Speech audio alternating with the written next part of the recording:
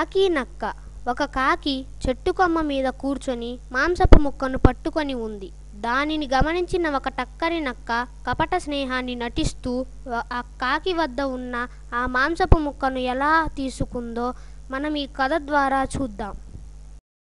ఓ కాకి, నీ రూపం అందమైనది. నీ పాట తేనె వలె తియ్యగా ఉంటుందని విన్నాను. నీ పాటను వినాలని కోరికగా ఉంది.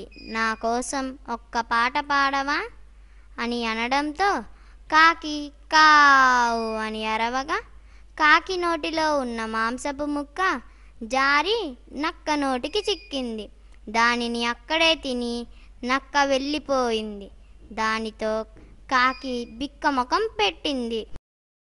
ఈ కథ ద్వారా మనకు తెలిసిన నీతి ఏమిటంటే, కపట మిత్రుల పొగడ్తలు గడ్డి కప్పిన అగర్తలు, నిజమరయక నమ్మినచో నిలువు లోతు దిగబడుదు.